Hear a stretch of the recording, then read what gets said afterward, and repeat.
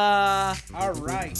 We're back. We are back. I don't know how much of that actually got recorded, so we're going to do the intro again. Let's do it. Let's start this how we start all things, not with prayer, with the Green and Gold Radio intro for the second time because I am a buffoon. Hello and welcome to Green and Gold Radio. I'm your host, William Plavin Masters. And I'm your guest, Mr. Barrett. Co-hosts. Co-host, guest, All right. co-host. Last episode, we just recorded 2 minutes of just nothing, of me walking around doing stuff and us doing the intro. And the thing didn't record. So we're going to do this again. We're going to do stuff again. We'll start it up. We're going to start off again. All right. I think this is nature's way of stalling. Just as long as it can. Yeah. Yeah. We don't want this to end, so No one wants the this machine to end. itself is holding us back. Yeah. All right. So let's look back a little bit because I know neither of us want this to end, but let's look back at how we started. So spring of 2020, I think of March. By the way, this is so difficult since we were recording without actually recording that we have to have this conversation. Yeah, we got so deep into it. Yeah. March of 2020. It was the same week that I recorded the first episode was the week that we went into shutdown. And I remember in that gym class, the same day I released the episode, I had gym class with Gardier, who was at the time the co-host of the podcast. And we were in gym class, and that same day he told me that he wouldn't be coming back to Ed's the next year, and that I had to find a new co-host. So we thought about it, and logically, you were, the Next man co-host up. to have. I mean, because we both had so much fun in your class, and, we had some deep conversations outside of class, and we thought that it would be fun to do a segment called Cool Bible Facts with Mr. Barrett. And that was originally how it was supposed to start off, and it started that way with like the first 2 episodes of the sophomore year season, and then we just went full co-hosts and have done random stuff and not cool Bible facts and not even theology at times. And, and 3 years later, we're at the end of senior year. We've got like 40 some episodes recorded, like hours upon hours of footage and sound clips and audio bites and all the good stuff on the YouTube page. And we are here at the last episode between me and you. And it's bittersweet. It is. It's bittersweet. I actually have Mr. McKenna's announcement posted on my Google Calendar. Oh, my God. It's in red. It's in all capital letters. The announcement. Because that was the announcement that changed our lives really forever. Yeah. So you're telling me you posted episode 1 that day? Or that week. I remember it being that's like insane. Within a few days of each other. I was in Ms. Wanner's room editing on that computer with Gardier. Yeah. And we just, it was a 10-minute episode because I didn't know how to conduct an interview yet.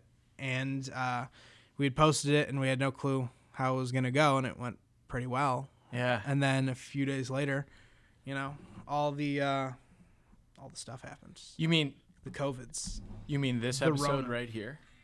Oh, my God. Yeah.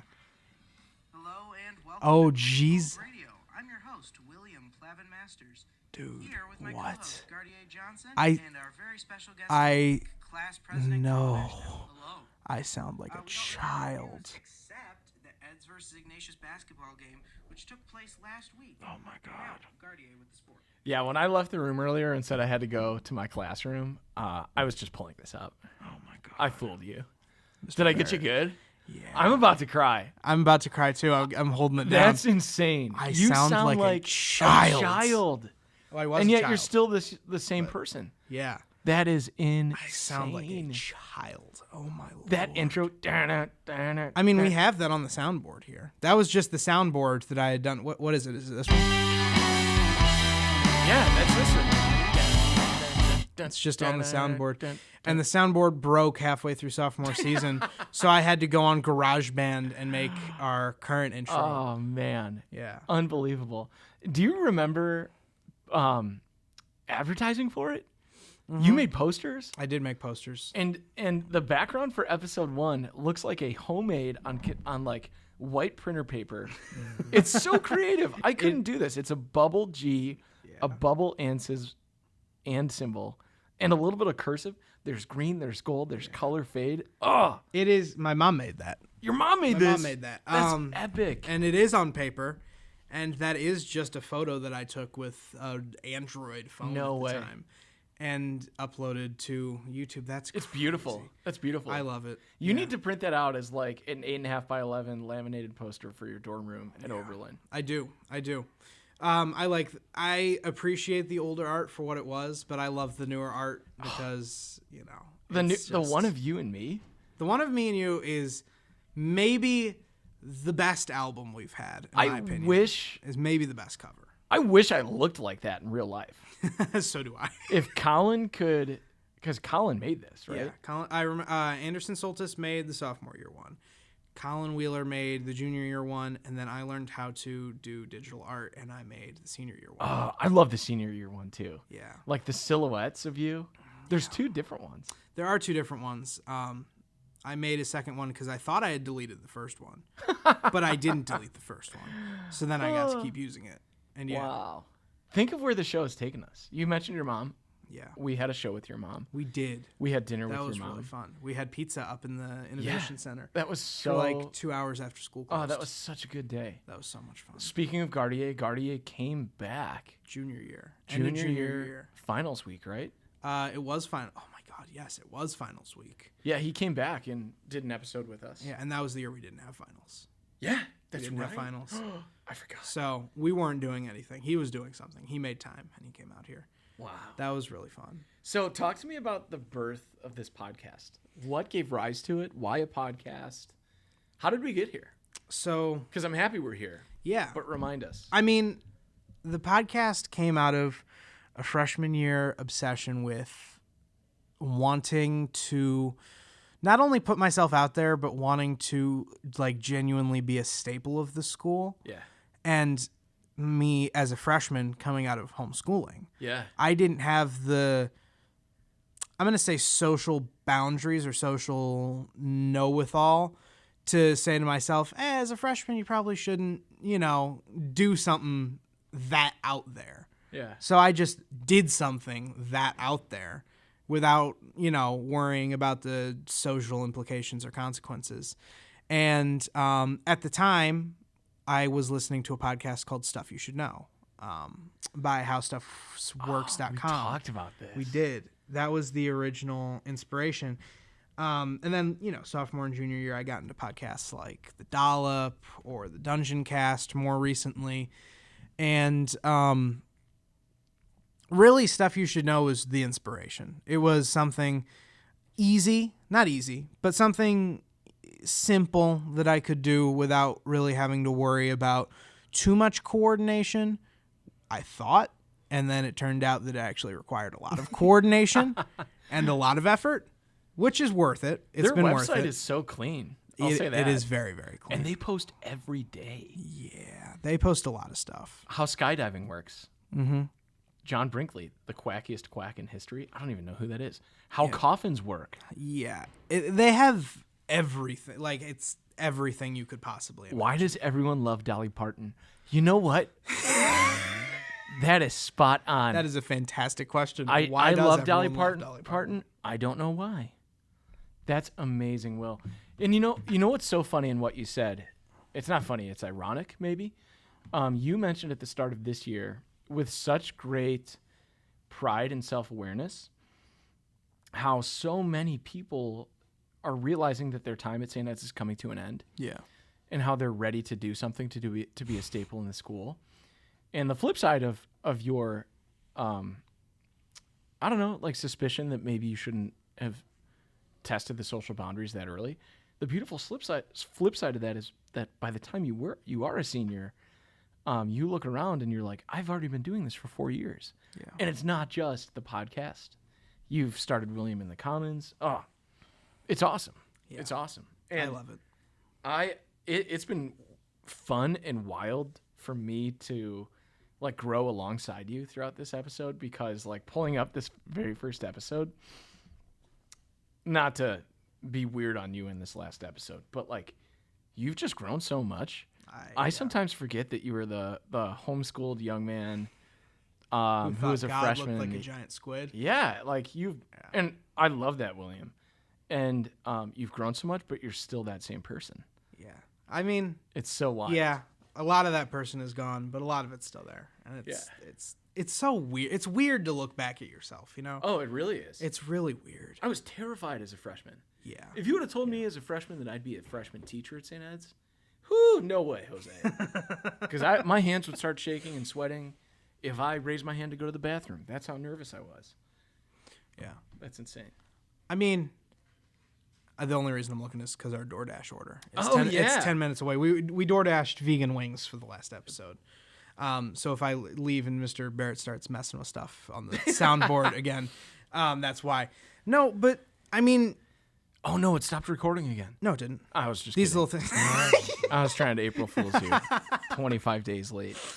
No, but it's weird to look back, and it's satisfying to look back. Because you remember that speech I gave freshman year? I gave a speech to the whole freshman class when we were running for Was it in the office. varsity gym? It was in the chapel.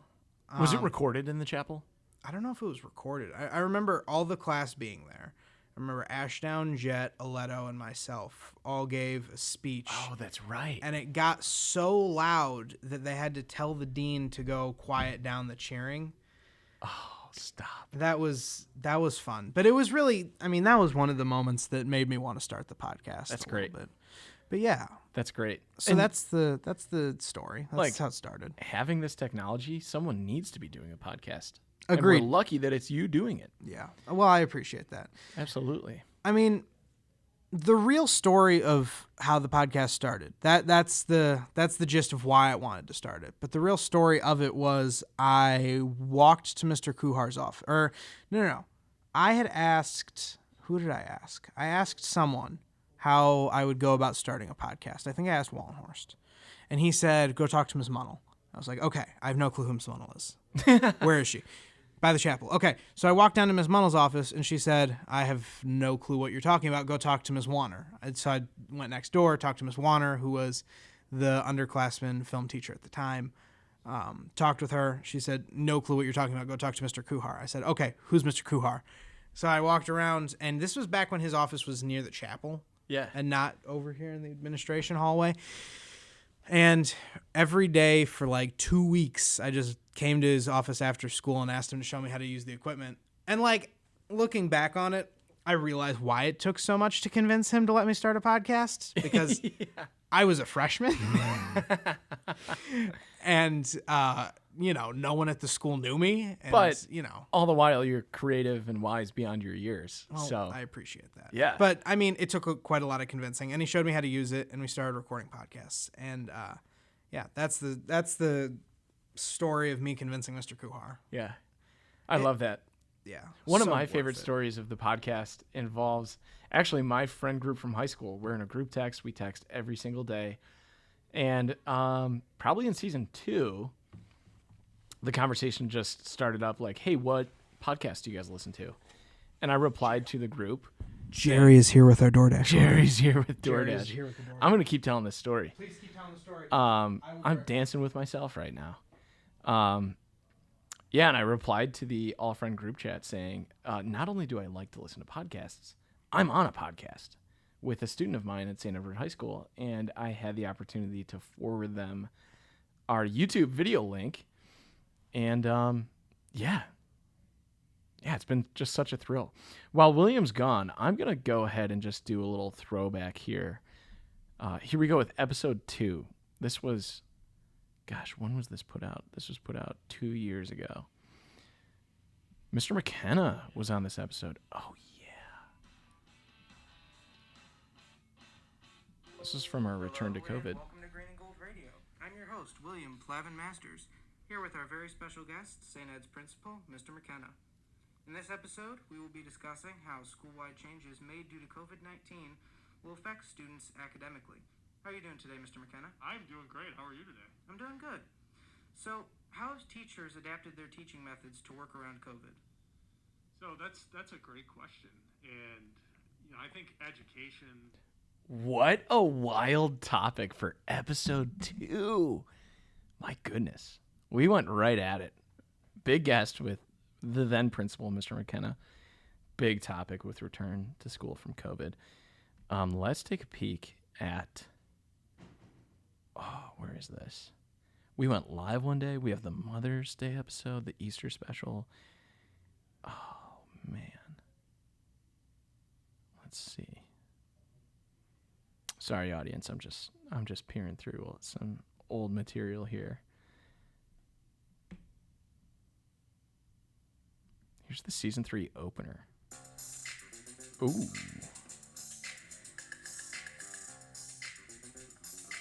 $142 views. Not too shabby. 143 now. Not shabby at all.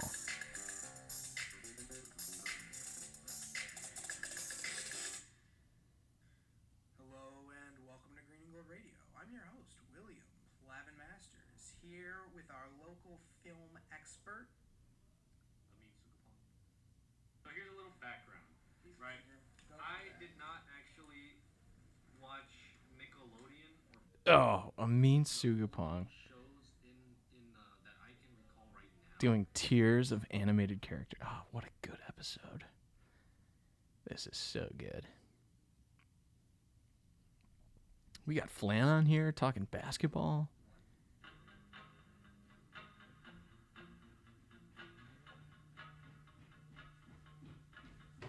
Oh, here comes Will. My loud running. It's so funny. I could hear your footsteps rushing down the hall. I'm like going down memory lane right here. I don't know if you're going to edit this stuff out or not, but I'm like teary-eyed looking at this. What are you looking at this pulling stuff. up? What was the rest of that story, by the way? Oh, the rest of that story is that my friends on our St. Ed's friend group chat, Okay.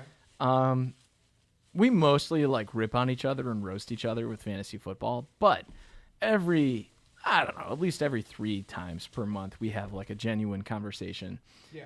And this conversation was, what podcast do you watch? I'm sorry, what podcast do you guys listen to? And I had the opportunity to reply to that text saying, not only do I listen to podcasts, I'm actually on one.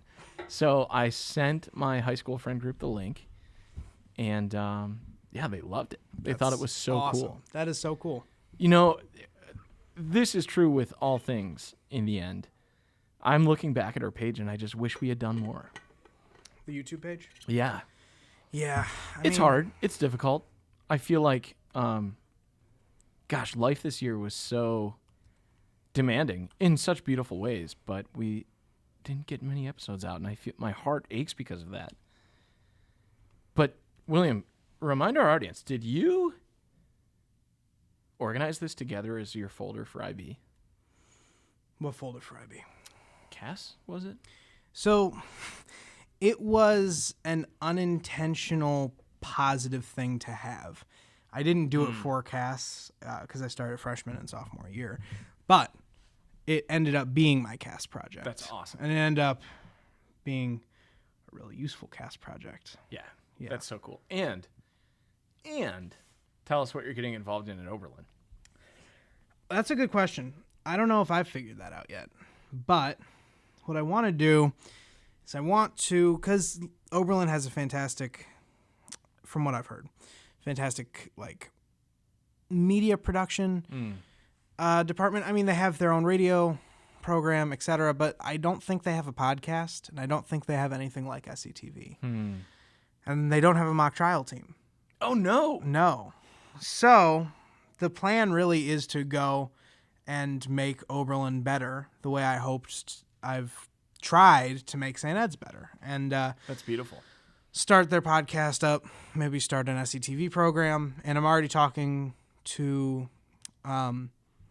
this girl that goes to Lake Ridge who does mock trial.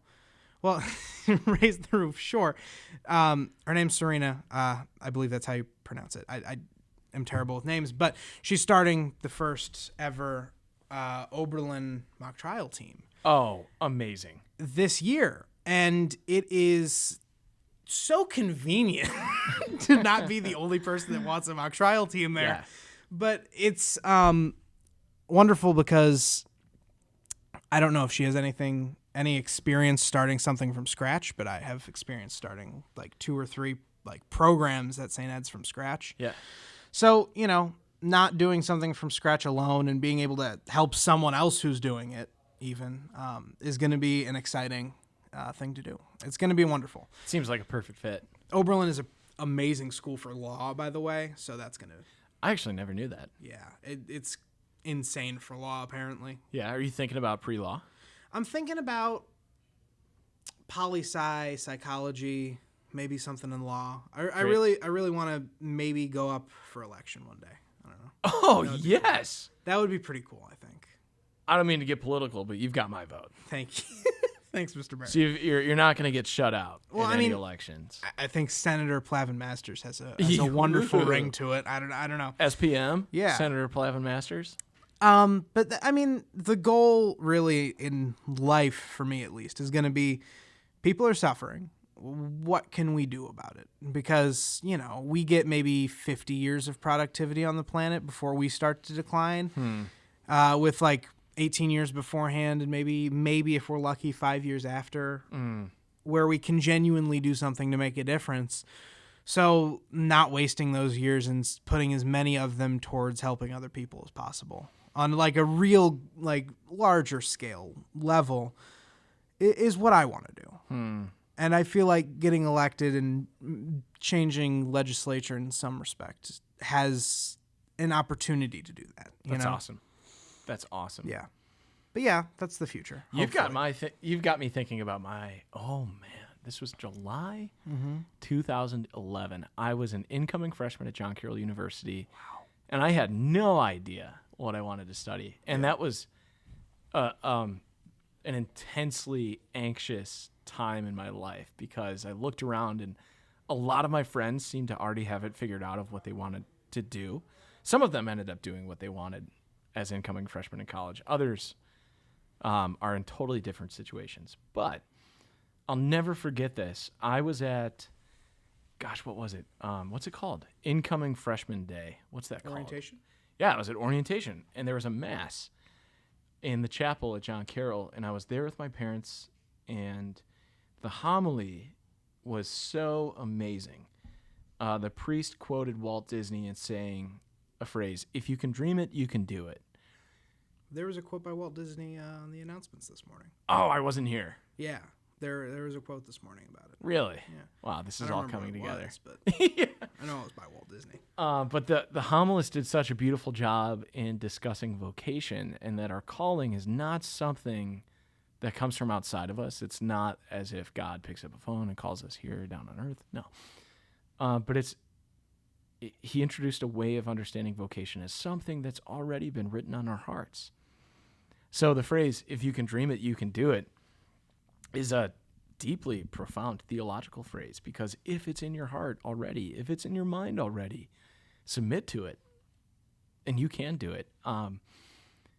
Fast forward to the first week of school at John Carroll, my parents bought me a little plaque with that quote on it that I kept on my desk for all 4 years, and it's now on my desk at St. Ed's. Wow. So I've had that thing since 2011, and I still look at it every single day. Yeah. The desire to be ourselves is already within us. So it's a way of working with God to think, what are my gifts? What are my talents? What do I want to see in the world? And first and foremost, not what should I do, but who should I be? What type of person should I be? And that will shape everything you do. So the future is bright. The future is bright for you, William. The future is bright for the entirety of the senior class. Yeah. It's awesome. Yeah. I mean, it is bittersweet. However, St. Ed's has been a lot of ups and downs. Yeah. The podcast has been the major up. William in the Commons was a major up. Yeah. I'm thankful. I'm thankful for you. I'm thankful for the teachers here. Without you guys, I don't think St. Ed's would have been quite as rewarding as, as high school should and can be. That's beautiful. St. Ed's, who visited this year? Or was it last year? Homeboy Industries. Yeah, Father Greg Boyle. Father Greg Boyle. He had a quote that stuck with me as I've reflected on a very difficult 4 years, and it was St. Ed's is a place that you go from. And I feel like that was profound. And it was especially profound for me because I'm not all that religious, and even though I find theology fascinating, I'm not all that religious, and I haven't really resonated with many homilies in my life. But that resonated with me, and it really got me thinking about, even though the past 4 years have been unimaginably difficult, especially since sophomore year on, they've shaped me into a more mature person than I could have hoped to be. And they shaped me into someone that I hope can make others better. Yeah. Preach. That's spot on. That was I think that was a culture shifting moment at St. Edward High School. Oh my Lord, yes. When Father Greg said that to the entire student body. St. Ed's is not a place you go to, it's a place you go from. That I get goosebumps thinking about it. And it was a marvelous service. Yeah. I so cool. I really enjoyed that. That was so good. That service. And another Father Greg quote, what if we, instead of judging the impoverished for what they carry, what if we admire the way that they carry themselves? It's so ironic to me that you share how sophomore year onward has been such a difficult season of your life. Because I see you walk the halls, I witness you come into my classroom, we chat. And there are times when people might never guess that all of us are carrying around some baggage. And instead of judging each other for what we carry, if we could admire each other for the way that we carry it, how much better our world would be. Man, we should have. Didn't we talk about getting Father Greg to potentially sit down? We did, and I tried, but he's a very busy man. He's a very busy man. He's a very busy man, and it's understandable. But yeah, I mean, that all goes back to the one line, I don't remember who said it, but we all have crosses that we bear, you know? And I feel like... I think Jesus said that. Jesus said that? Yeah, I mean, that would make sense. Or maybe Jesus didn't exactly say it, but a gospel author. This is definitely a Catholic theology podcast. Yeah. We could get into Siddhartha, though. Have you read that book? I just read Siddhartha. It's a really good book. It's depressing as all hell. You found it to be depressing? I found it to be so sad, dude. It, like, at a solid 2 or 3 junctures, I was just like, oh my God, why are you doing this to yourself? Yeah. It was rough at times, but it was a very good book. It was a very good book. I mean, like, looking back on high school and looking back on everything that's happened, and I know we're doing a lot of reflecting, and we should probably shift to a theology topic in a second, but before then, it's interesting to think about mental health. And this is never a place that we take anything, but I think for observing adolescent men at an all-boys high school, there's a lot of stoicism. Oh, yeah. And I did an art exhibition this spring based around that topic. There's a lot of stoicism and there's a lot of hidden feelings. And that's something at a community like St. Ed's, which is usually framed as like such a positive place to be, which in most times it is. But it's something that I don't think people think about enough.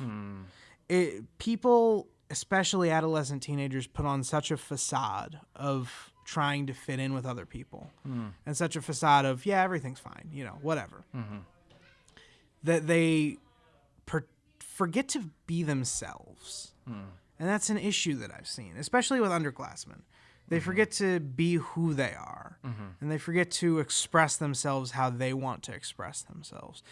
And I found that to be a profound issue among underclassmen and seniors too. But I feel like as you start to get older, you start to grow out of that phase just a little bit. But I think back to sophomore year for me, junior year for last year's seniors, when Bryson Gray happened, committed suicide. I think back to the mental health issues I was having at that time. I think back to how many students were probably having similar issues.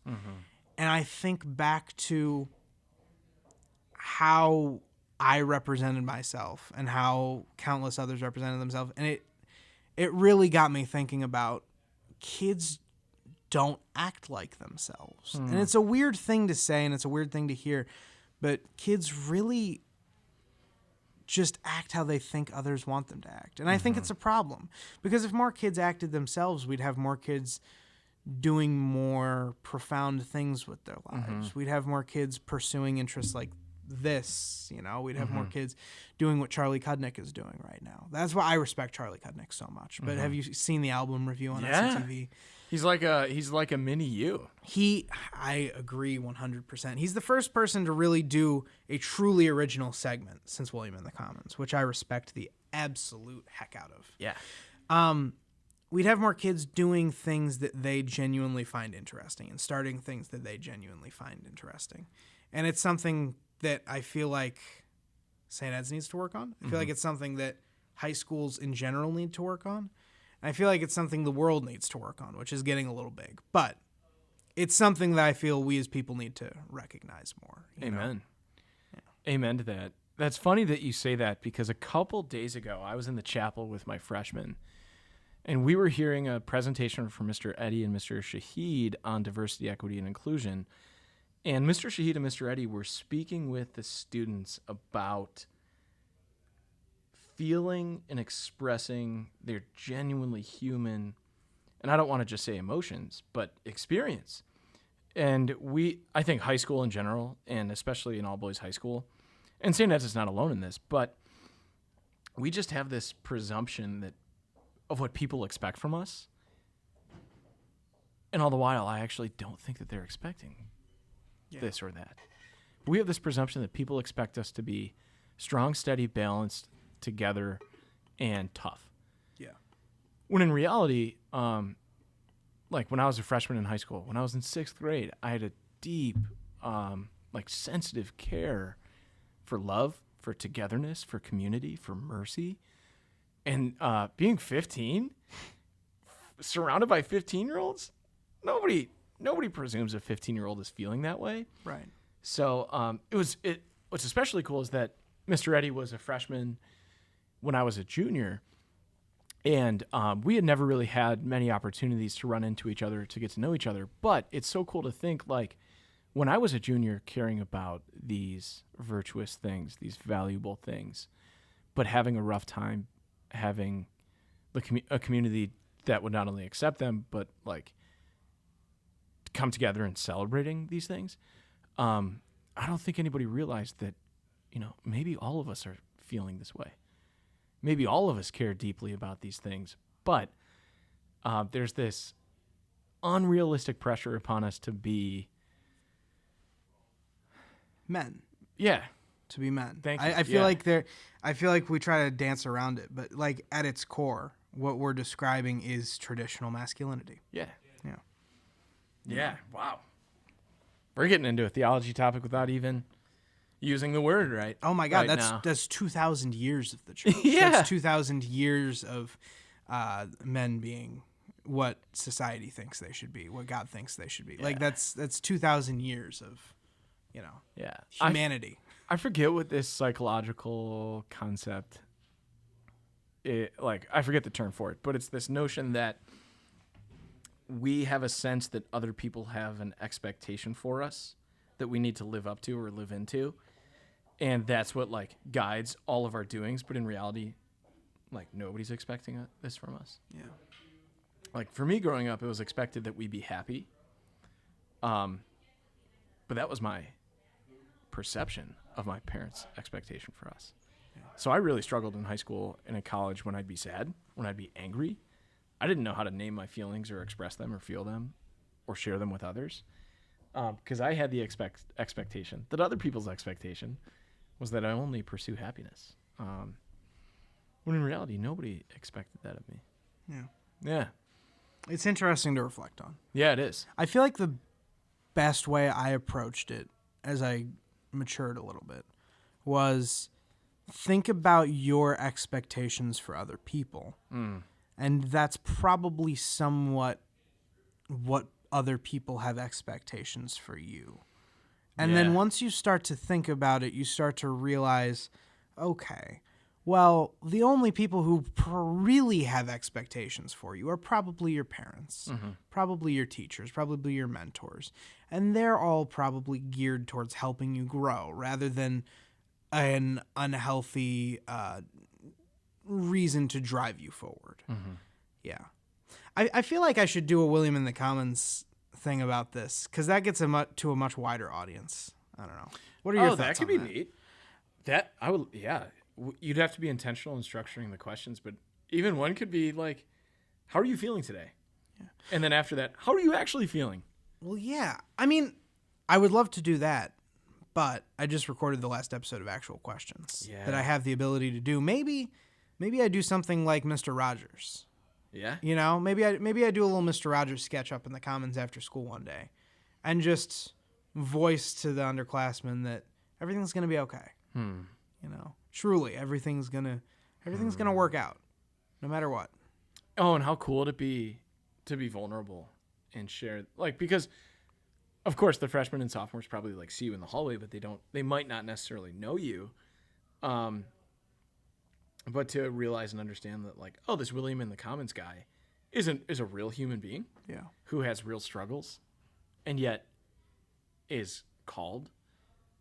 Yeah, that's awesome. That's a brilliant idea. Cody was on the podcast 2 episodes ago. Yeah, and we talked about how everyone knows me. Everyone at the school, in one way or another, knows me. But like maybe 5 people at the school like know me. Yeah. You know what I mean?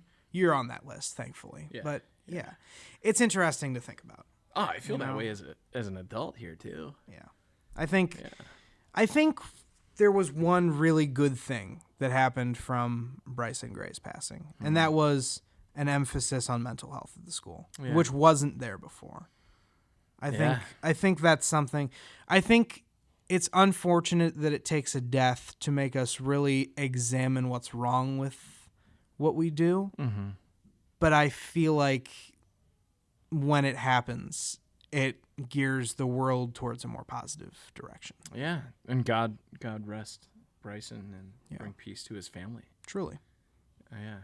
Well, before we got into this discussion about looking back, which is going to have me tearing up, we talked a little bit about replicating what we originally wanted to do with the podcast. Let's do it. Cool Bible facts. Yes. And we did this a little bit when we talked about, what was it?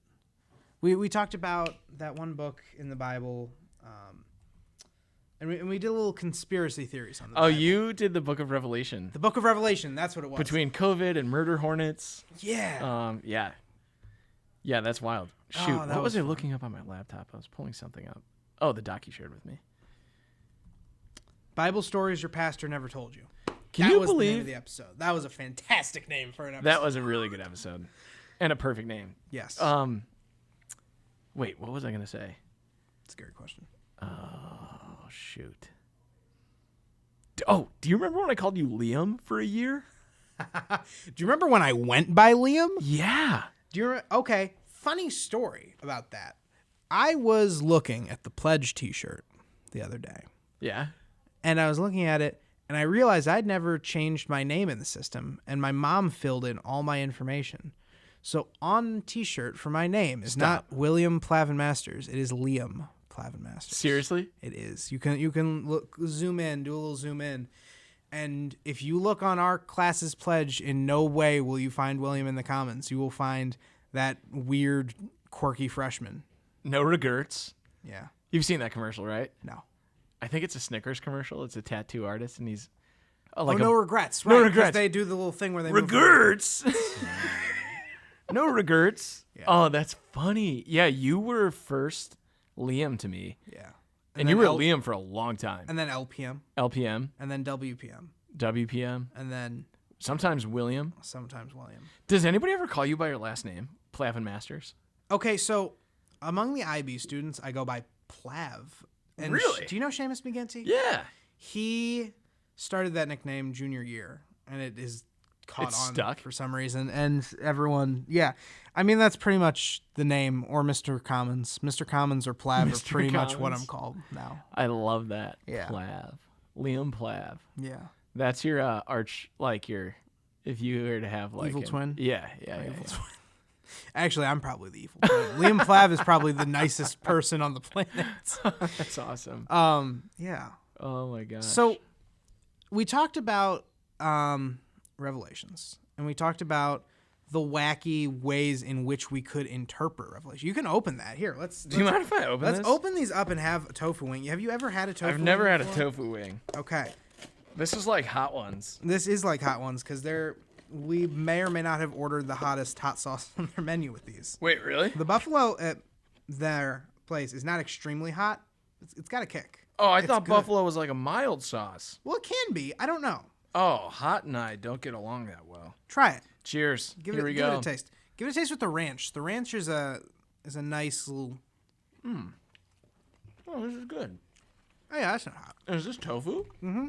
Is it healthy? Mm-hmm. Healthier than chicken, right? Oh, much. It's basically the protein without the fat. This is darn good. Mm-hmm. We've talked about this for a long time doing this. We've planned this since the end of sophomore year when we Interesting. ordered pizza. But Melt was closed that day. We were supposed to order tofu wings. They were closed, so we ordered pizza. That pizza day was 2 years ago. Mm-hmm. That pizza was so good, by the way. It was phenomenal. That was awesome. It Also was vegan pizza. Yeah. That's not hot. This is good. This is really good. I have not had these tossed in buffalo yet. Really? What do you I've- normally get? I usually get barbecue. And you can't do barbecue, which is understandable. Gives me migraines. Yeah. But I usually do barbecue, which is good. But this is really good. Mm-hmm. This is insane. Thank you, by the way. Of course. We had to do something for the last episode. Mm-hmm. You need napkins, they're probably napkins I'm going to grab some. in a teacher lounge, right? Yeah. I'll be back. All right. This is Intermission. So fun, William. Intermission. Intermission. Halftime. This is epic. I heard it again and again. Dude, I am so happy. I'm so Mr. Barrett, that's so exciting. Big weekend plans. So big weekend plans. Gonna bring a human being to the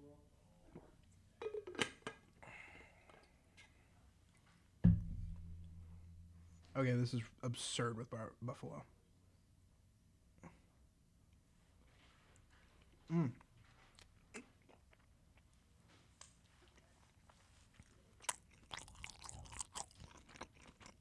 Tofu wing ASMR. Here we are. Wonderful. Because these are messy as all hell. There we go. All right. And we're back. And we're back, baby. This episode needs an intermission. This is gonna be a long one. Oh my god. And there are so, like, I don't know about you, but I have so many ideas like going off in my head that I'm like, oh no, we gotta stay on track. We gotta stay on track. Yeah. I feel like this episode could actually launch into 4 or 5 different episodes. But Yeah, but I mean, we can make this as long as or as short as you want. true. And did I tell you who's taking over the podcast next year? I believe you did. This was a while ago. I don't know if I announced it or not. Andy Scott. That's who I thought it was. And I don't know if I told you this, but I want you to like teach him how to do it a little bit. But regardless, I'm excited to be an avid listener of the podcast. Yes. In your dorm room. Mm-hmm. That's exciting. It's very. I bet Charlie would want to co-host too. Ooh, I'm gonna leave that up to Andy. Yeah, that's fair. Andy gets to choose the successor to the William and the St. Edward High School stuff. Mm-hmm. I mean, his senior year, he's going to do the podcast and William in the Commons, Andy in the Commons. So he's really That going was to based on Billy in the God. Streets, right? Yes, I forgot about that. Mm-hmm. William So- in the Commons was based on Billy in the Streets, a very flamboyant news anchor. Not a news anchor, but a comedian. who does this Man on the Street segment in New York. And it really is delightful. But it was originally based on that. Do you remember the first episode, William, in the Commons? No, I don't. It was... Oh, my God. What was it? Hold on. I can just pull it up. But I remember you were on it. And I had a game... I was testing out something. I was testing out a game show segment. Really? I was testing out a game show segment. And you were the first person on. Are you serious? And I believe what it was who said it, Yoda or... Oh my God, that's right. I do remember it now. Who said it, Yoda or Brother Dennis, who also, unfortunately, has left the school. Yeah. Not the Earth. He's still on the Earth. He left the school. He's still on the earth. Yeah, he's still on the earth. Here, let's pull up the first episode of William in the Comments, because why not? Was that your sophomore year? Sophomore year. Super Bowl predictions for 2021 season. Oh, yeah, everybody was masked. Yeah, I don't know about two teams, but I know the Browns are going to win.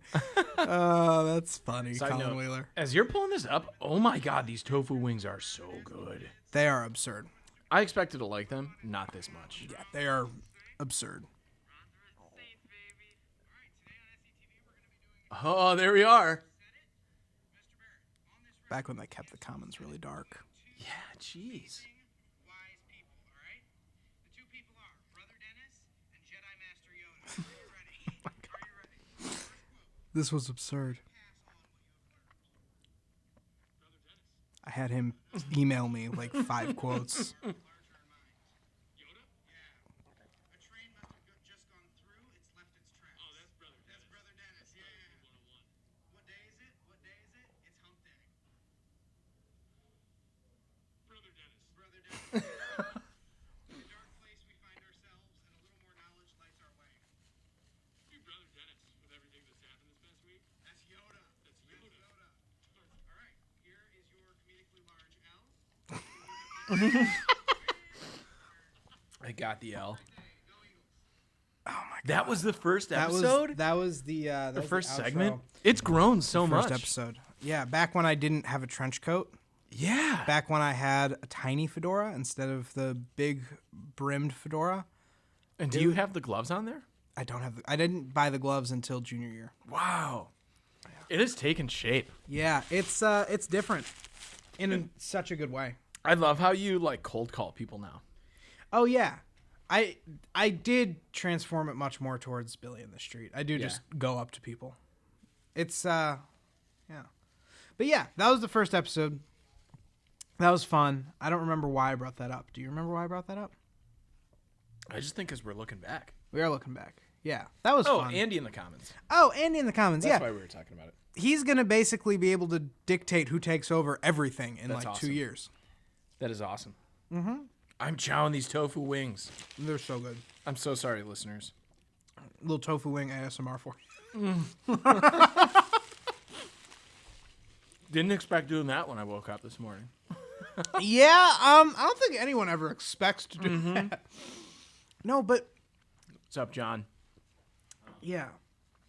Okay, so we were saying a minute ago that we wanted to circle back to a cool Bible facts type of thing before we Yes. started chowing down on tofu wings and doing ASMR for our listeners. Yes. Buffalo hits the back of my throat. I'm sorry. I love it. Are you kidding? I love sauce. It's so good.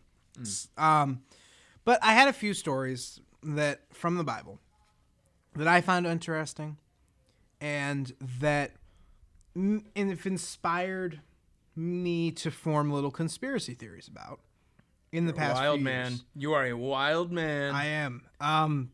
The burning bush, the crucifixion, and Leviticus. Just the book of Leviticus. I don't have conspiracy theories per se about the second two, but nevertheless, the crucifixion is one of the best Bible stories in my opinion. Leviticus is one of the most interesting books in the Bible in my opinion. And the burning bush is whack job crazy, which I find so much fun. I used it in my class every year. Oh my God. Wait, what do you do with it again? I haven't taken your class in 4 years. Mm-hmm. That's crazy also to think about. We'll find out when we read it. Okay. All right. So, Mr. Barrett, Mm-hmm. serenade us. Burning Bush. Here we are, my friends. Sorry, In we're the not land of ready yet. tofu. In the land of tofu wings. Yeah.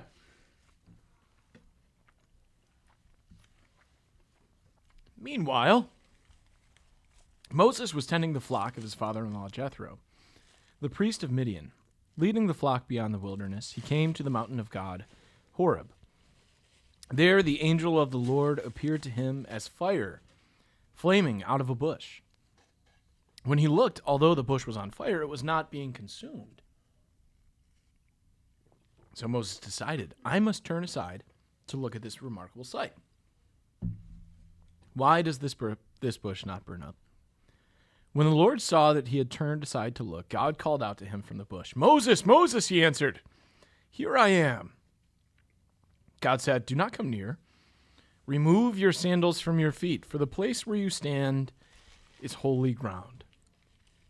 I am the God of your father, he continued, the God of Abraham, the God of Isaac, and the God of Jacob. Moses hid his face, for he was afraid to look at God. But the Lord said, I have witnessed the affliction of my people in Egypt, and have heard their cry against their taskmasters, so I know well what they are suffering.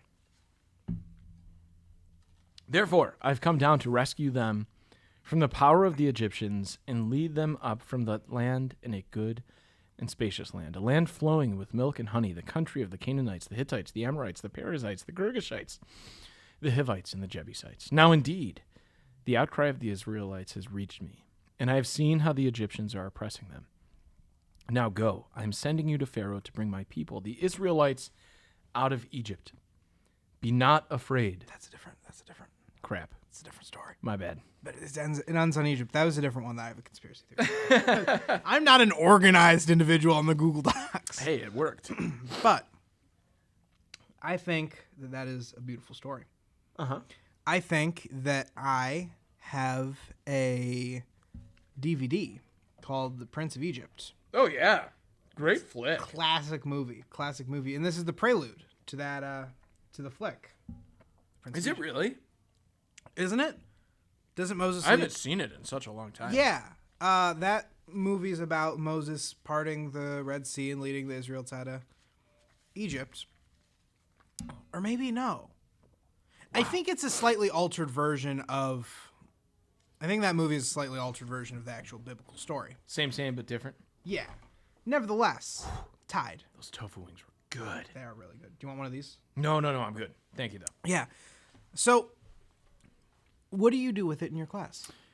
It's funny because I continued reading despite it being a different passage, and I should have realized that because the way that I use this passage in class occurs from a later verse. And when replying to God, Moses expresses doubt. And one of the first questions he asks is, when I go to the people, whom shall I say sent me? And God replies, I think it's like, tell them that the God of your father Abraham has sent you. And then Moses says, well, what is your name? And God says, tell them I am has sent you. And I use that in class to discuss God's identity or humanity's perception of God. Oh, yeah. Yeah. That was my favorite day. The great I am, not about that. like I say I am John, you say I am William, but God says I am who am. And your sophomore year, you learn this quote from St. Thomas Aquinas, who says, God is not a being, but the very source of all being. And I use this to hopefully debunk the notion of God as an old white man in the sky with the freshmen, and more so get them to consider, like, God is the water. The giant squid. Yeah, like God is in the same way that water totally envelops the fish. You and I are totally enveloped by God's own breath, by God's spirit, by God's presence. Do you see that fly in here, by the I way? see that fly. It's a little fighter jet. Wow. It's a bird. It's technically a very small bird. That's hysterical. It's a little bird. It is. That is. I don't know if that's a fly. That is huge. This is you watch Breaking Bad, right? I do watch. I've watched all of Breaking Bad. And now I'm watching Better Call Saul. Let's go. At Amin Sugapon's request. Let's go. I've not watched Better Call Saul yet, but this reminds me of the fly episode in Breaking Bad. Oh my. Yes. That's exactly what it is. Yeah, that's nuts. It's a tofu fly. It smelled our wings. Smell the tofu and hunting it down. Ooh. Oh, lordy. So what do you think about this passage? Why does it stand out to you as being crazy? It stands out to me because of the imagery of my childhood. Whoa, I've never heard this story. I've known you for 4 years. When I was a kid, my family owned 5 DVDs. One of them was VeggieTales. One of them was Ratatouille, because my father was a chef. Oh, sweet. One of them was the Disney princess movie Brave. Great movie. Amazing movie. One of them was the mixes of all the Christmas classics. Really? And one of them was The Prince of Egypt. That's a good collection. It was a good collection. My father was a practicing Muslim for most of his life, for a big portion of his life. Seriously? Yes. This is that like lore that you find out about your father only once you're older. Yeah. And my mom's family, being incredibly Italian and incredibly Croatian, was incredibly Catholic and incredibly Christian. And only until it got to my grandmother and eventually my mother did they start to like think differently about religion than what the church had taught. Hey, Blaze. Hey, Mr. Step, you're Oh, good. you're good. Who's a good Blaze. boy? Or a girl. Is Blaze a boy or a girl? Girl. I'm Girl. sorry. But that was one of the 5 movies that I had as a kid because it aligned with like, it was not only a good movie, but it was a good representation of religion in a film that wasn't too politicized as a kid. And that was, one of the DVDs. Or maybe my mom just thought, hey, cool movie, let's get it for the kid. Yeah. So it was one of the 5 movies that I had as a kid. So I ended up watching it like probably hundreds of times. Yeah. And always in my mind was that image of a like very crisp, very crackly wooden bush. It didn't have any leaves on it. Yeah. Engulfed in blue flame. I'm pulling it up. Yeah.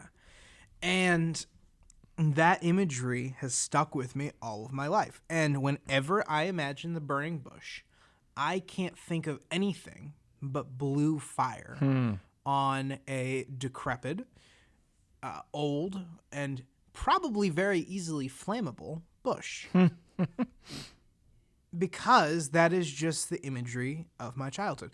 So I don't really have anything profound to say about this besides the imagery that I associate with it is beautiful.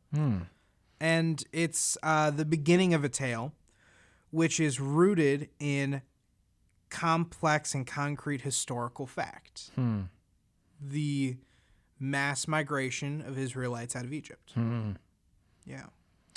And how beautiful that you've written a spiritual autobiography as a freshman. Have you been assigned the spiritual autobiography yet as a senior? No. No? You get that as a senior? Spoiler alert. I think you will. Oh. There's something beautiful about your faith journey happening within the context of the community of your family that you have something from childhood to reflect back upon. Yeah. I'm looking up the image right now of the Prince of Egypt burning bush scene, and there's something intriguing, fascinating, drawing about this. Hey, Mr. Kuhar. And it's not, surely Moses was afraid. I'm not afraid of this. I'm drawn into this in some way. Yeah.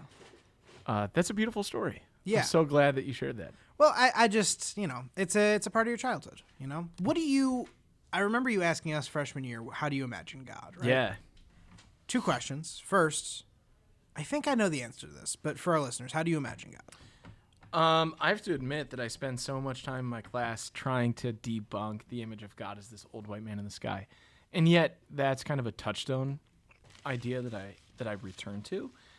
And it's not that there's necessarily something wrong with that, but that it's very much incomplete. I guess when I imagine God, I think of lungs and air and breath. And I think the authors of Genesis, they have this wordplay that's lost in the English translation. For sure. But they have this beautiful wordplay in one of the creation stories where they discuss how the only thing that existed in the world prior to God's creation was God's own spirit. And that word in Hebrew is, I know the word in Greek, it's pneuma. The Hebrew word is ruah, R-U-A-H. And then later in the story when they discuss how God creates Adam, God forms Adam out of clay and then breathes in life into him. And what's beautiful about that Hebrew term ruah is that not only does it mean spirit, but it also means breath. So that's lost in English with our translation from Hebrew to English. Well, probably from Hebrew to Greek to English. But nonetheless, there's wordplay. There's creative, witty, brilliant wordplay by those authors who are trying to get at the point that the same breath that you and I breathe is the very Spirit of God. That was the only thing that existed prior to creation. So I like to think of God as like the drawing of a breath. God is with us. God is with us. God is with us all the time. And I also often think of an envelope. And an envelope, that's the noun, right? The verb is envelop, if I'm pronouncing that correctly. Let's look this up. I'll get a little Google chat. To envelop. To envelop. Envelope? Envelope. An envelope envelops. So I like to think of an envelope such that God is all enveloping. Like I love fly fishing and I love standing in the river and wading in the river. And I think of how the water of the river totally envelops me when I'm fishing. Yeah. So that all that happens, good, bad, ugly, roller coaster, up, down, boring, exciting, everything that happens within the enveloped reality of God's gift to us, presence to us. So I think of an envelope. Like you and I are in the envelope that is God. That's remarkable. Yeah. Those tofu wings were remarkable. Let me tell you that. Those tofu wings were also very remarkable. And then, how do you imagine the burning bush? I always imagine imagery. It's funny. I always imagine approaching it from. It's in the north. I'm in the south, so I'm walking up toward it, and it's up and toward my right. And I don't know where my image comes from. It comes from something in my childhood, though. But, it's like Moses is camping, so it's kind of like a sandy campground where up and off to the right, there's this bush that's like totally out of control, aflame, and yet it's not being consumed. That's awesome. Yeah. Okay, so while you were talking, I couldn't help but think of Stephen Hawking's book, A Brief History of Time. Haven't read it. I feel like people, including myself sometimes, I'm guilty of this, address theology and science as if they're two completely different things, without realizing that science was rooted in theology and vice versa for thousands of years. And whether that was correct or incorrect, it was. And I feel like a lot of the imagery related to theology could be tied back into scientific fact and vice versa. So while you were talking about the lungs and breathing in and out, I thought about one of the theories about how the universe came about, the Big Bang, and the theory of how perhaps everything expands and then compresses again, expands and then compresses again, like a breath. Wow. Then that got me thinking about my math IA that I did this past year. Have you ever seen a tesseract? No. A tesseract, so think about a line and then what a square is to a line, right? It's a line with A line is one dimension, so X. A square is X and Y. And then a cube is X, Y, Z, right? A tesseract is what a cube is to a square, but to a cube. It is a fourth dimensional object outside of imagination. Human beings can't imagine it. But this is what's commonly thought of to be a four-dimensional object. It's thought of to be the best model that we have of a four-dimensional object. Wow. Notice how closely it is to breath. Think about that as along expanding and contracting. That's beautiful. If you can only view it from one way, I bet it looks like it's going up and down. Yeah. Up and down. This is mesmerizing. It is. And as I've grown older, I've come to think of God not as a giant squid, but as a hypothetical fourth dimension. Huh.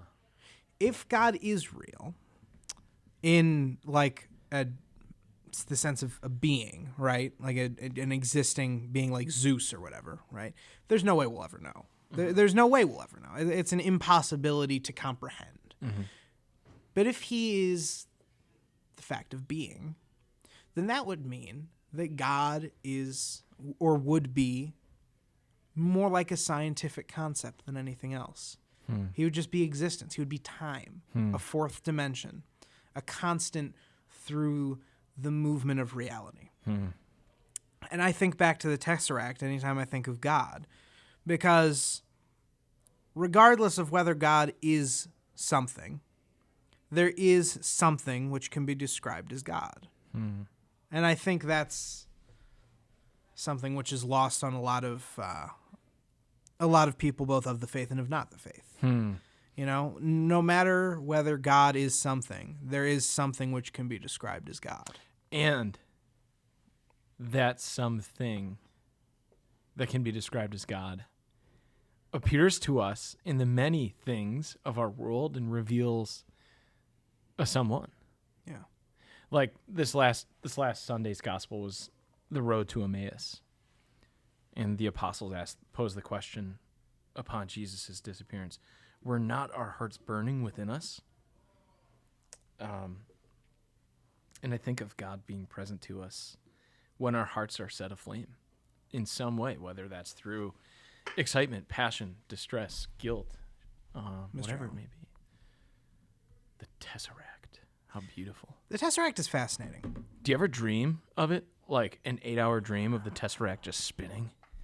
No, but I've had dreams about four dimensions before. That's I don't know if fascinating. that's actually a seizure, because some people have described that while having a seizure. But I've definitely had dreams about imagining four dimensions. That's amazing. It's a fascinating concept. It's a concept I'd like to study at some point, but is, as of right now, beyond true human comprehension. Yeah. Related searches. Fifth dimension Tesseract? Oh, yeah. The more dimensions that you add to it, the more complex that they get and the more hard it is to imagine. So a fifth dimension Tesseract would just be a four-dimensional Tesseract, but what a fourth dimensional Tesseract is to a third dimensional cube. This is wild. Oh, yeah. Yeah. And once you start to get the movement of a fifth dimensional Tesseract, it just gets out of hand. It's too much. It's 4 dimensions is enough for me. Oh my gosh. But it's interesting. So the idea of 4 dimensions begs a topic that I've always wanted to discuss on the podcast, but we've never gotten the opportunity to. And I think now is as good a time as any. The beings that are in the Bible that are not describable by human means. Angels. Yeah. They are the only, besides maybe cherubs and maybe Satan at times, I guess, but even Satan was an angel at one point. Anyway, I digress. The one true being in the Bible, which was described as a being rather than how God is described. Angels. Fascinating things. The biblical description of angels in one way is flaming wheels with eyes and wings and faces and hands coming out of a churning soup of existence. It's so weird, and I'm going to pull up a picture because it's odd. And there's so much discussion of angels. There is, because it's become something which has been more discussed out as a pop culture topic rather than something biblical. Yeah. Biblically. Like Jesus fasting in the desert toward the end. Oh, wow. Yeah. That reminds me of Sauron. I don't know who that is. But Sauron's from Lord of the Rings. Gotcha. I mean, but in a good way. Sauron's a bad guy in Lord of the Rings. Well, a lot of the imagery, well, I mean, this is the angel that says, "Be not afraid," which was that line that I had on the Google Doc. Oh, wow. Yeah. So, I mean, this is as good a time as any to bring up the actual biblical lines. And I can read these out. Something like a human hand was visible under the wings of the cherubim. Cherubim? Cherubim? Okay. Cherubim. I also saw 4 wheels besides the cherubim, 1 wheel besides each cherub, and the wheels appeared to have the sparkle of yellow topaz. And the appearance of the 4 all seemed alike, as though one wheel were inside the other. When they moved, they went in any of the 4 dimensions without veering, or 4 directions without veering as they moved. In whatever direction the first cherub faced, the others followed without veering as they went. Their entire bodies, backs, hands, and wings, and wheels were covered with eyes all around the 4 wheels. I heard the wheels called wheelwork. Each living creature had 4 faces, the first a cherub, the second a human being, the third a lion, and the 4th an eagle. When the cherubim rose up, they were indeed the living creatures I had seen by the river Shebar? We're going with Shebar. When the cherubim moved, the wheels went beside them. When the cherubim lifted up their wings to rise from the earth, even the wheels did not leave their sides. When they stood still, the wheels stood still. When they rose up, the wheels rose with them. For the spirit of the living creatures was in them. It's a verbose way of saying there were a bunch of wheels with eyes and wings, and they're on fire, and there are cherubims, which are like little cupids, I believe. I could have that wrong.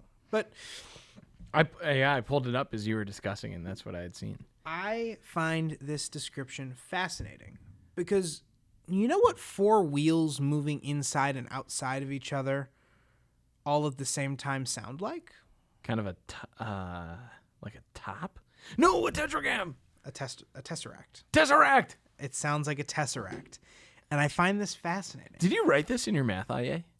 I didn't bring it to a theological place in my math IA because you're supposed to keep IB relatively neutral. Okay. Because you don't necessarily want a biased reader to give you a bad grade. Gotcha. You know?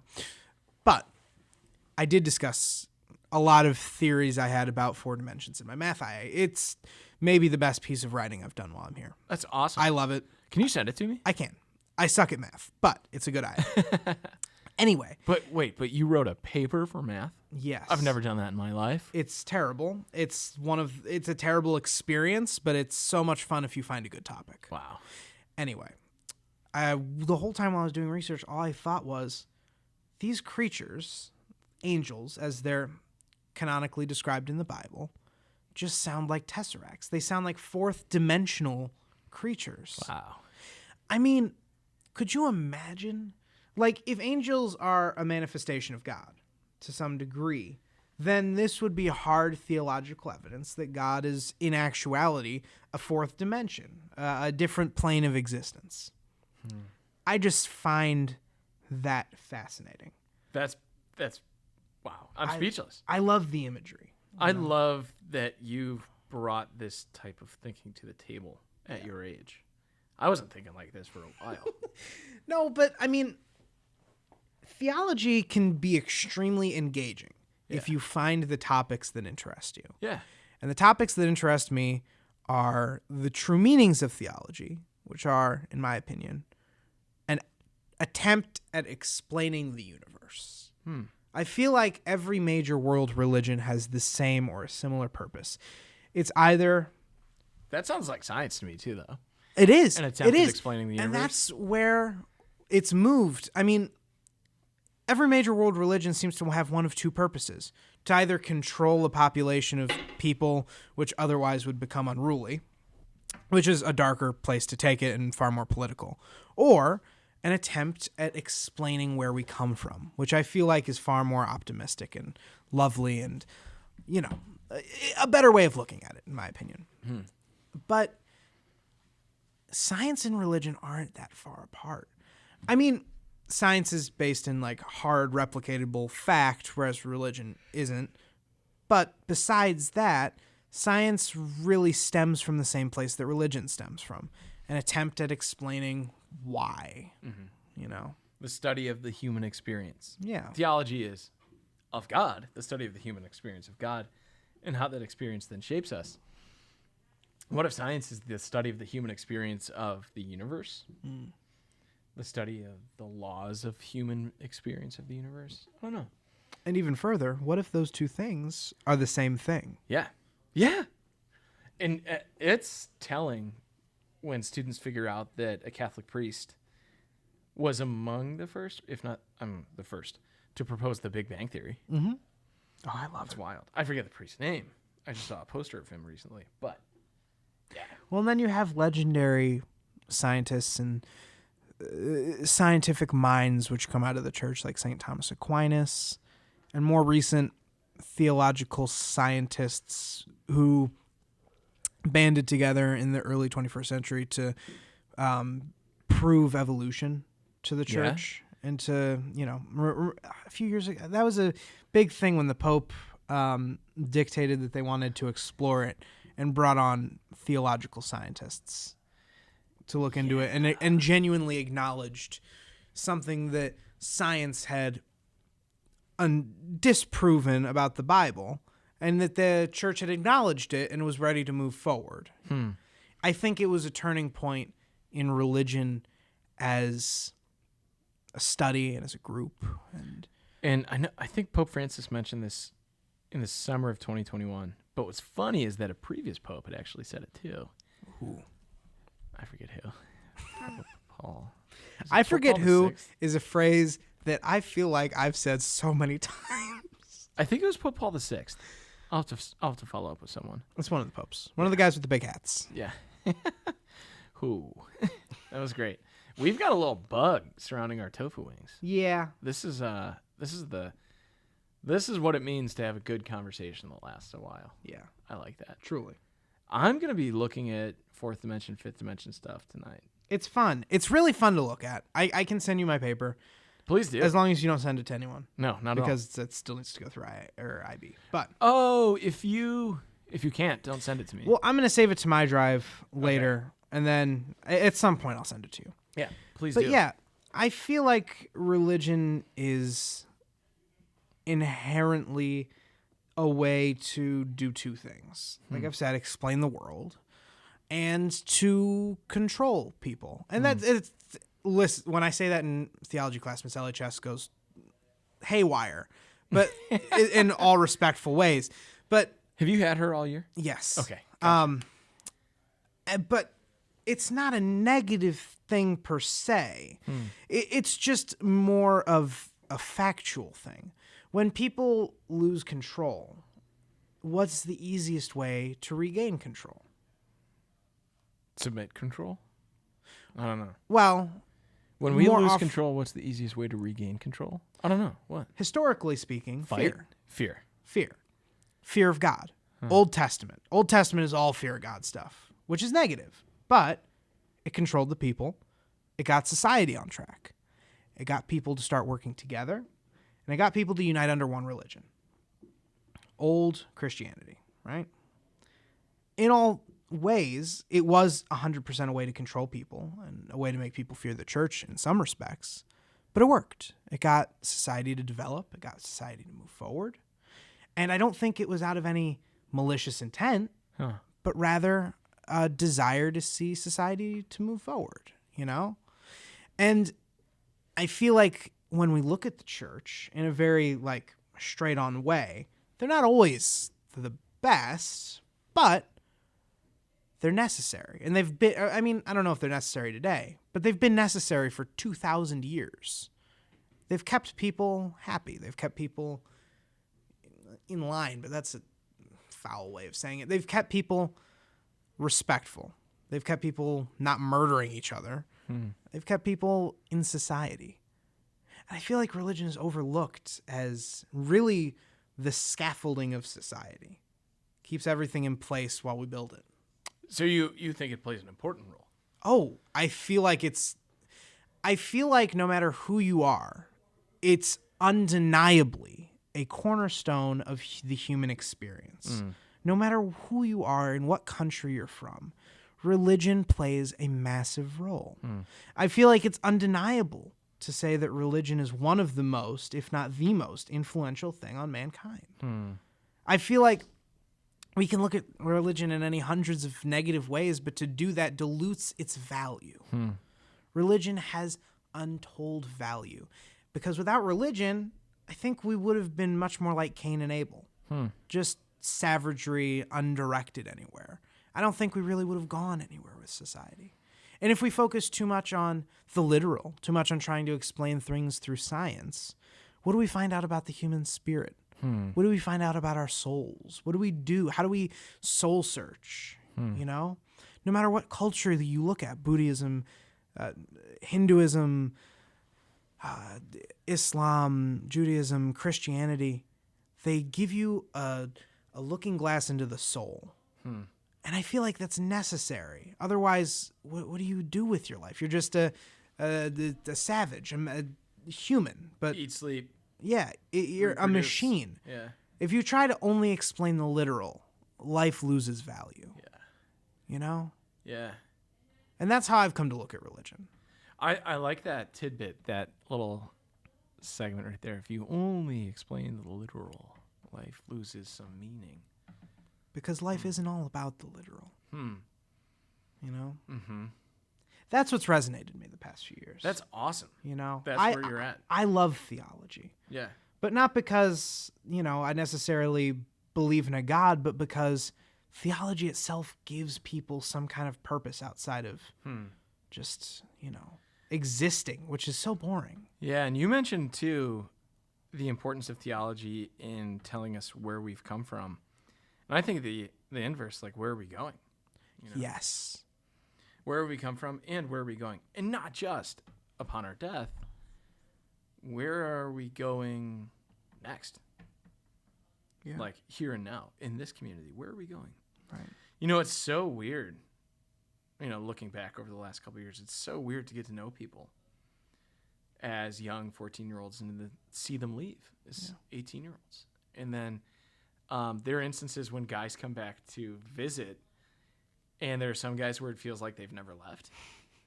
I thought they were seniors this year, but then there are other guys that seem like they've been gone for 5 years. Yeah. And for all of us, that plays a role. Like, where have we come from? Where are we going? St. Ed's is not a place you go to; it's a place you go from. Yeah. Yeah. Wow. That was 3 years of growth. Yeah. Isn't that wild? That is wild. That's what you're thinking. That's what's on your mind and heart now. Yeah.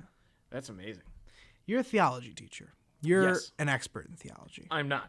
Okay. Well, in this community, But thank you. In this community, you're probably among 8 individuals who have been entrusted to educate people on theology. Yeah. So I would say that's at least 9 individuals now. Well, thank you. That's somewhat of an expert. Yeah. I feel like if you're in mock trial, you could totally be qualified as an expert in something. Let's go. So Congratulations, by the way. thank you very much. That was unbelievably fun. That was That's very awesome. fun. That was very fun. Did you guys know you were No. I thought we'd get knocked out in the first round of states. I didn't think we were going to. Our team this past year was a Frankenstein of students. It was the weirdest combination because all of the guys that have been doing it for 4 years left, besides two or Are three. you serious? All of them left this year to go to do Model UN. So we had no one. We had a few people, but we picked up one new lawyer, and we promoted Costco, and we just got to work. That's great. And the fear of failure motivated us to, go far. None of us were expecting to make it to the championship round, let alone win. That's None of us. amazing. Yeah, it was really fun. I It was didn't really know cool. that. I didn't know that you guys didn't expect to win. No. The whole time, Miss Fairfield and Miss Herman were like, "Okay, I guess keep doing what you're doing." That's Like nuts. when we got to the last 3 days, they were just like, "Just do you guys." That's sweet. was And you so got weird. best witnessed, right? Yeah, a couple times. It That's sweet. it was fun. It was really fun. That is awesome. But like I was saying, you're a theology teacher. Yes. You are about as expert-y as you can get in theology at a Catholic high school. So, how would you describe theology? I've always wondered this. How would you describe theology? How would you describe religion as a whole? That's a great question. It was really my junior year of college where I came across this definition was presented to me of theology as the study of the human experience of God, and then how that experience shapes who we are and what we do. And just breaking that down, there's so much that captivates my mind and my thoughts with that. The study of the human experience. So theology, I think, in a profound way, depends on an understanding of the people. We might call that sociology or anthropology or, something like that. But how humanity as a community in the past, in the present, and the future experiences through, not only in, but through their human world, the divine. So, in theology, I think the very first thing we have to talk about is revelation, that we are the recipients of a gift, that there's something that's occurred not on our own accord of divinity reaching out to us in love, in mercy, and in relationship that calls us to be ourselves, to see ourselves not as mistakes on this earth or accidents or, like you were saying earlier, only literalists, but as the beloved. And I remember going on a retreat in college my freshman year, and there were 3 prepositions that shaped like an hour-long prayer service, and that's that we are of love and from love and for love. So to kind of tie it all together, theology involves studying how, when, where, why humans have not just this, but these many experiences of God's divine love and tenderness, not just happening in our world, but through our world. Religion, I think religious studies involves more, I think a theologian does theology best when he or she is part of the community of faith, expressing understanding of their community of faith and how humanity experiences God within that community of faith. Religious studies, on the other hand, suggests that you yourself might not need be a member of that religious community, but you can study it, whether you're a part of that community or not. So I think I know I mentioned like sociology and anthropology earlier on, but I think that those 2 categories are more so part of religious studies, where you look at like the collective human community that involves ritual, tradition, that this community does to express their human experience of God. Yeah, that's what I think those 2 are. That's As beautiful. I rant. Sorry if those wings were too hot, by the way. I love them. The wings can't can't wait. get too hot. Like, I had wings the other night. I've had wings twice in the last 2 weeks, and on both occasions, I had a terrible stomachache afterward. Oof. I feel great right now. Yeah, I mean, to gear away from complex religious talk, although I love it, vegan wings and a vegan diet, no matter how junk food-y you feel, there's only a certain level of fat you can ingest. Yeah. And unless you're eating like raw oil and fat, you're going to walk away feeling a tad bit better just simply because you won't be ingesting the fat levels that you'll feel if you're eating a chicken wing or a steak, which, I mean, in all honesty, there's nothing wrong with that. But it's just, I've noticed in my body and in my life, it just makes me feel more energetic, you know? Yeah. Less weighed down Oh, yeah. the healthier you eat. Speaking of, Cleveland Vegan on Detroit is really good. I'm Googling it right now. It's 5 minutes away from St. Ed's. Do you eat there often? I have senior year. I wish I would have taken advantage of it earlier, but it's wonderful. It's lovely. That's awesome. Yeah. You could get a job there over the summer. It's a bit of a hike. I mean, driving to St. Ed's is like 35 anyway. Yeah. So Cleveland Vegan, 45 minutes is a little much. A little but far. It's nice. Yeah. Well, we're coming up on 5 o'clock, William. Yeah. Well, I feel like we could talk forever. Same. And I hope I can come back next year. And We can talk forever. We can talk forever. We But can talk forever. regardless, I hope this continues the intention that I set out sophomore year and lasts longer than I do. Because the conversation we just had was truly the purpose that I had created and set out for the podcast, which was an examination of theology at its core and really just having a fun time. Yeah. Yeah. Oh, and how fun. And this is just my you and God. me. We didn't even This is have any great. guests today. We didn't. And we still filled an hour and a half. I know. Our poor guests, if they would have been here, would have just had to sit and listen. Yeah. Unless it was Mr. Merriman, then this podcast would be 5 hours instead of 1.5. Whoo, and it would be even better. Oh my gosh, yeah. Oh, I mean, man. that episode we did with Mr. Merriman 2 years ago was so much fun. I just clicked on our most popular videos from our podcast, the season 3 opener. Amin and I talked about... Yeah, what was that? That was Amin and I talked about the best cartoons. the best cartoon And we characters. ranked them, and it was very fun. I think he sent it to a whole bunch of his friends. Oh, that's sick. Yeah, that was really fun. Well, I think we're both stalling, and you know, No, William. I mean, this truly has been the best part of the past 4 years. Yeah? Yeah, I mean, I don't think it's deniable. I mean, William in the Commons will always have a special place in my heart because you know, it made me known among the community. But this has been my passion project Yeah. more than anything. You'll tell your else. kids about this. Yeah. I hope you have a son in the next 30 years that's a freshman at Ed's and picks up Green and Gold Radio. Of course. And also, I think there's one thing that I do want to say. And it's that if I were to do everything again, the only difference I would have made was I would have done it all sooner.